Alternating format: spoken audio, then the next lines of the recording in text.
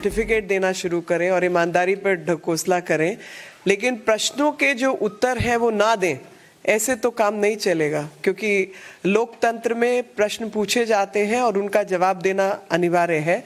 और मुझे लगता है कि जिन लोगों को डेमोक्रेसी में, लोकतंत्र में भरोसा है, वो ये भी जानते हैं कि उनका जो विश्वास है वो मतदान पर होता है, ना कि मद्यपान पर। यहाँ पर ये मद्यपान पर भरोसा रखने वाले लोग दिखते हैं, जो जिस तरीके की इनकी एक्साइज पॉलिसी रही।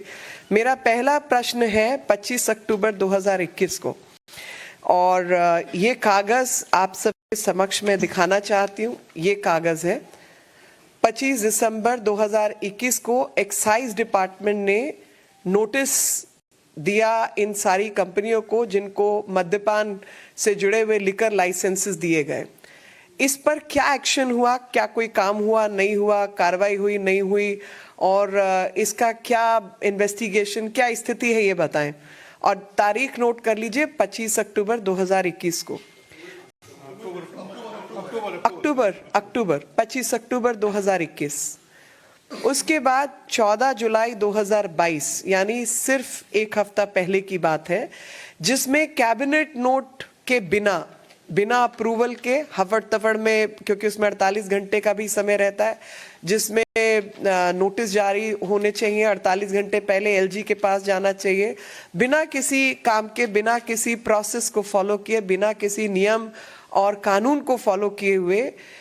144.26 करोड़, मैं एक बार आंकड़ा दोबारा से चेक करके आपको बता देती हूँ, 36 करोड़, 144.36 करोड़ का जो वेवर है, क्या वो मनीष सिसोदिया जी के नेतृत्व में उन कंपनियों को दिया गया बिना नियम, बिना कानून का पालन किए? फिर क्योंकि लिकर कार्टेल दिल्ली में चल रहा है, एक पूरा का पूरा एक गैंग है जो ये माफिया चला रहा है, और इसके दौरान 144.36 करोड़ का उनको जो है एग्जेम्पशन दी गई है लाइसेंस फी पर, जिसमें कि कोई अप्रूवल, कोई कैबिनेट नोट, कोई ऑथराइज्ड एजेंसी, किसी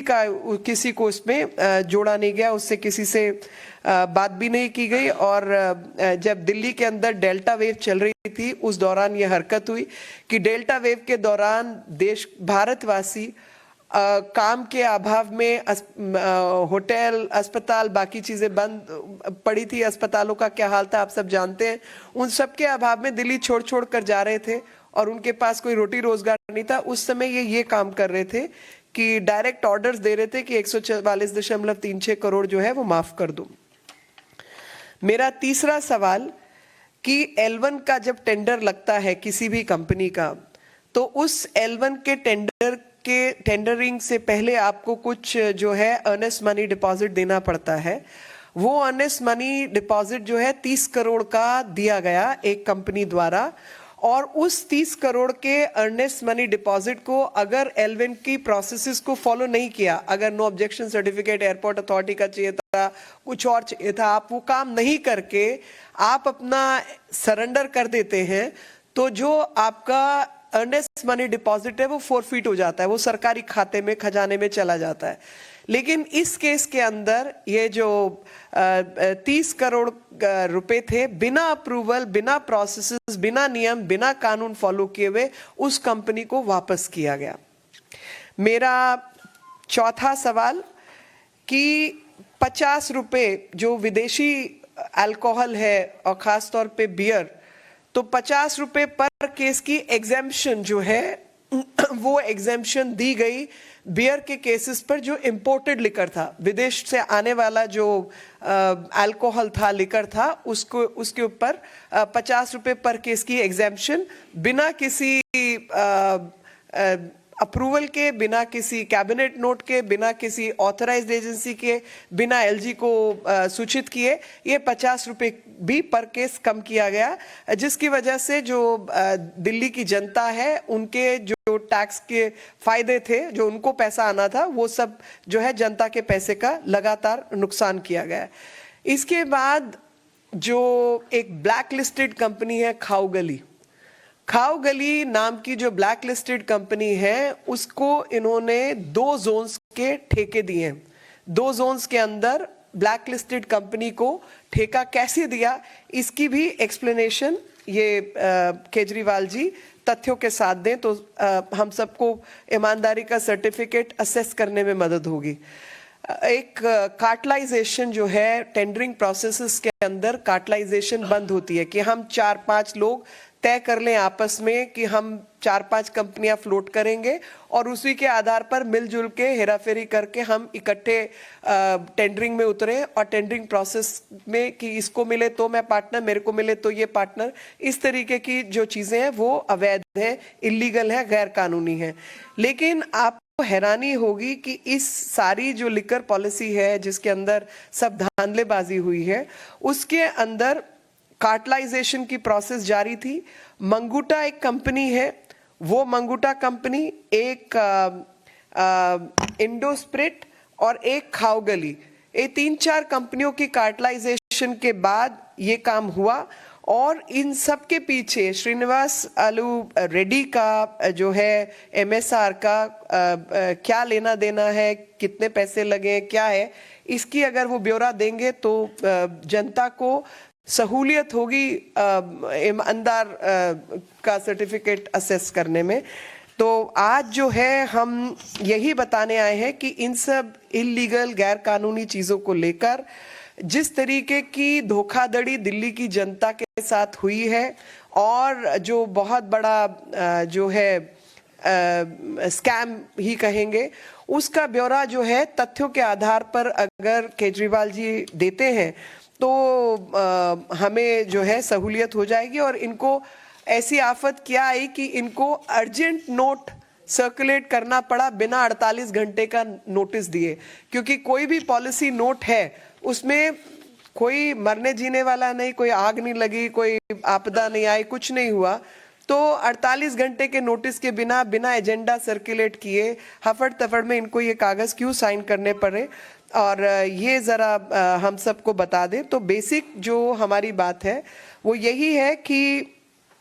जो अल्कोहल के ऊपर, लिकर के ऊपर टैक्सेस लगते हैं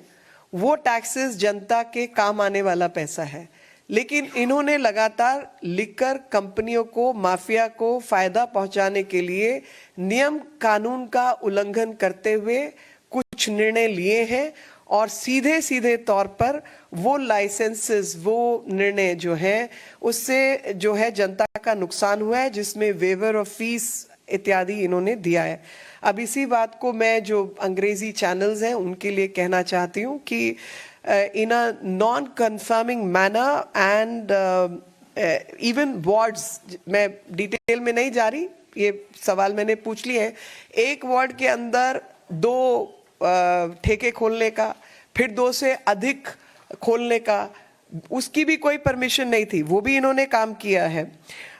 जो पीनल एक्शन जिन लोगों के खिलाफ होना चाहिए था वो पीनल एक्शन नहीं लिया गया क्योंकि उनके जो पेट लाइसेंसेस है वो कैंसिल होने चाहिए, वो नहीं हुए। जो स्कूल आदि हैं उनके आसपास ठेके खोलने का,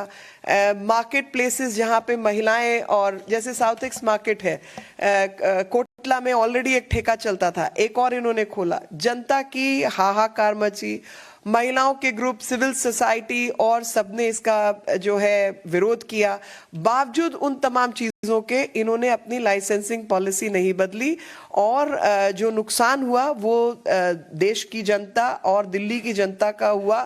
क्योंकि इन्होंने लिकर माफिया को लाभ पहुंचाने के लिए जो है पॉलिसी जो है उसको इम्प्लीमेंट किया। और I can only say that all this exercise was undertaken with ulterior motives which do not meet the eye, and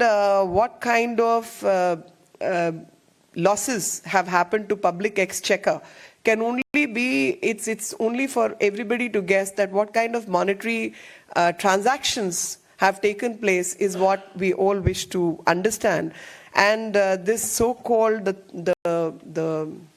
sticker of Imandar Sarkar will be given to you later when you decide to answer us on facts. The very first fact is on 25th October 2021, This was a notice issued by Excise Department of Delhi to the companies concerned who were part of the cartelization process in tendering process itself. What happened to this notice? What action was taken? What investigation happened? Whether any action was taken or not undertaken is what we want to understand. And please answer specifically pertaining to the notice and don't talk about Imandar Beiman Sarkar. The second question is on 14 July 2022, 1 week ago, without a cabinet note, without an approval, 144.26 crore was waived off from the liquor cartel. And this was done without adequate approvals, without proper notice to the Lieutenant Governor and other authorities who, as part of processes, approvals need to be taken in a process and rule-bound manner, which has not been done. And then when you issue tenders and someone qualifies under L1, that's the first tender, in those circumstances, there is something called earnest money deposit, EMD. And in case that L1 processee does not process further, does not take appropriate